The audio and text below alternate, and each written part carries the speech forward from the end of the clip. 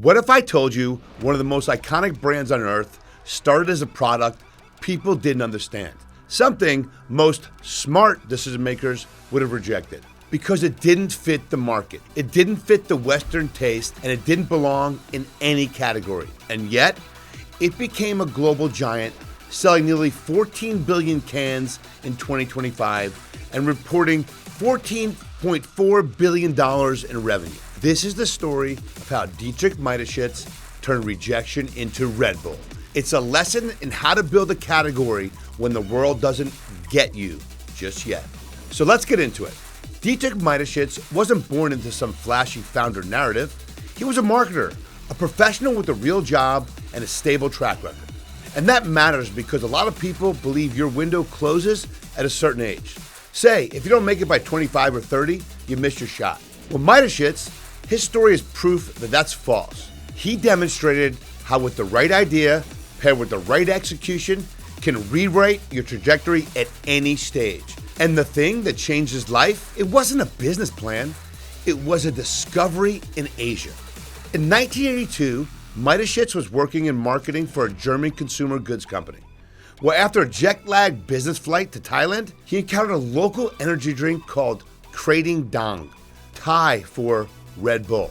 He later described buying a bottle on the way home from the Bangkok airport, and that his feeling of jet lag, it disappeared on his way into the city. He discovered a product, an idea that didn't even exist in Western markets in a way that it could.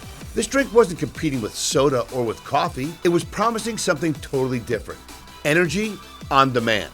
And that's a founder-level insight. When you can name a new problem and sell a solution as a ritual, you're not building a product, you're carving out and building your own category. So Mateschitz partners with the creator Chilio Udvidya, and in 1984 they build Red Bull. Both partners investing $500,000. Now, side note, the founding split is one of the smartest little deals in modern business history. 49% for Mateschitz, 49 cents for Chilio, and 2% held for Chilio's son, giving the Thai side a 51% family control block. They don't just copy Krating Dang, they adapt it, refine it for Western taste, most notably by making it carbonated and packaging it in a slim can that felt premium and different. This is a perfect demonstration of the importance of properly positioning your product, because sometimes the biggest innovations lie in how a product is packaged, who it's for, and more importantly, what it signals. Now, they weren't just selling a drink, they were designing a symbol, and that's how a weird Titanic eventually grows into a global powerhouse. Red Bull launched in Austria in 1987. It didn't launch like your typical drink product, they launched like a fashion label. Now, the first thing they did, they relied on seeding, not mass market blasting. Red Bull's market strategy leaned heavily on word of mouth, targeting a handful of hip and trendy clubs, bars, and stores first so that influencers could discover it and spread it along. Next, they intentionally limited availability at the start to amplify the perception that it was scarce, niche, and for insiders. And the third approach, very interesting. Advertising came last, not first. Red Bull's logic?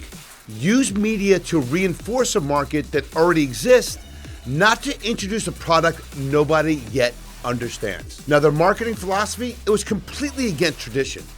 You don't pay to create belief, you create belief, then pay to scale it. Fourth, they built distribution in clear rhythm. Seed for about 6 months, then expand availability after the brand had buzz and pull. And fifth, finally, they priced it like a premium performance product. Red Bull wasn't positioned as a cheap drink, it was positioned as a premium, trendy product with early perception tied to lifestyle contexts like Austrian ski resorts. Now, outside of Austria, they faced a problem. Now, when people say Red Bull was rejected, they usually imagine focus groups and taste tests. And yes, lots of early feedback on Red Bull was basically, this is weird, why would I buy this, and this won't work here. But the real resistance was more serious. Government regulators and entire markets were questioning whether this drink should even be allowed on shelves. When Red Bull started expanding across Europe in the mid-1990s, it ran into a major barrier. Many EU countries, they rely on approved ingredients list, and taurine wasn't on it. France initially placed a 12-year ban on the original formula. Now, with regulators citing concerns related to taurine and caffeine, eventually they lifted the ban in 2008. Even Red Bull's early UK entry, it's a case study on how rejection can look like when you misread a market. The brand initially launched the wrong way, wrong positioning, wrong channels, wrong messaging, and by the end of 1996, it had less than a 2% share, with an industry expert calling it an expensive disaster. The rejection wasn't just people didn't like it, it was we're not sure you even belong in our system. And the moment you hear that as a founder, you're either done or you build a new category. That forced Red Bull to be strategic about where it entered first and how it expanded. So the early strategy wasn't sell everyone, it was make the right people want it first and then let everyone else follow. The market wouldn't understand it until the brand taught them how. Red Bull didn't just run ads like a normal company, they invested in events, athletes, and media. They created a self-reinforcing system where the brand's the content. Instead of trying to buy attention, Red Bull built a machine that manufactured attention by attaching the product to moments people can't ignore, and then turning those moments into content that lives forever. Let me give you some concrete examples. Example number one, the Red Bull Stratus. In October 2012, Red Bull sent Felix Baumgartner to the edge of space, and they live streamed the jump. The official YouTube recap reported over 8 million concurrent live stream viewers at peak, later recognized by Guinness as the largest audience for a live stream ad to date. In the first 6 months after Stratus, Red Bull sales rose 7% to $1.6 billion per annum. That's the blueprint. Do something so culturally magnetic that the marketing doesn't feel like marketing. Then let the world distribute it for you. Example number two, owned events. Red Bull, it didn't sponsor culture. It created culture by building their own IPs. How do they do this? They run and promote an entire calendar of events across sport categories such as cycling, motorsports, surfing, winter sports, and more. They're not waiting for the big game, they're actually creating the big game. And some of the most viral examples are built for spectacle and shareability, such as the Red Bull Flugtag, which began in Vienna in 1992. It's a homemade flying machine competition that draws in millions of spectators every year. These are marketing assets that don't disappear when ad spend stops. They keep generating clips and conversation along with brand association. Now the compounding effect, always on adrenaline equals always on demand. Here's how it hits differently. It creates a constant loop. Event, content, social sharing, identity, trial, repeat purchase. And even when you can't tie every single can to a specific event, you can see the engine working in the scale of business. So let's ground this in real numbers because this isn't mythology. Red Bull's own company profile shows nearly 14 billion cans of Red Bull sold in 2025, generating nearly $14.4 billion in annual revenue. So you've got two truths operating at the same time. First, big stunts like Stratus create measurable spikes.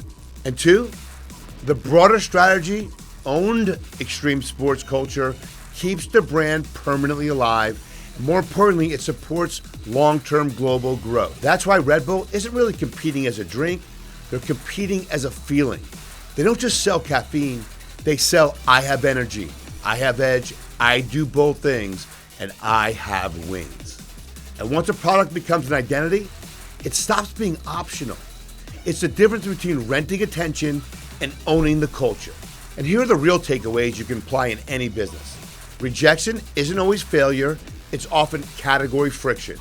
If people don't recognize the box, they don't know where to place you.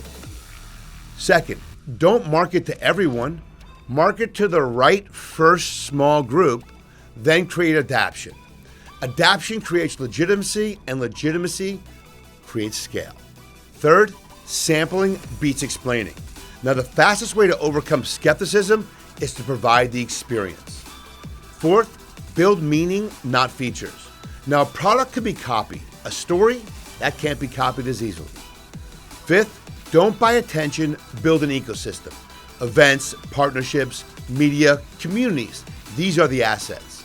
And this is the biggest one. Six, the weird, that's the thing that can become the standard. If you're willing to stay in the fight, most people quit at the confusion stage. Winners, they push through until the market catches up. And the founder, Dietrich Mateschitz, he passed away in 2022. He didn't win because he had the best drink. He won because he had the best understanding of how humans buy. We follow identity, we follow culture, and we follow what feels like momentum. So, if you're building something right now and people don't get it, good. That might mean that you're early, not wrong. And if this episode helped you think bigger about brand building and category creation, subscribe to the Steven Edisis Show. I'll see you on the next episode.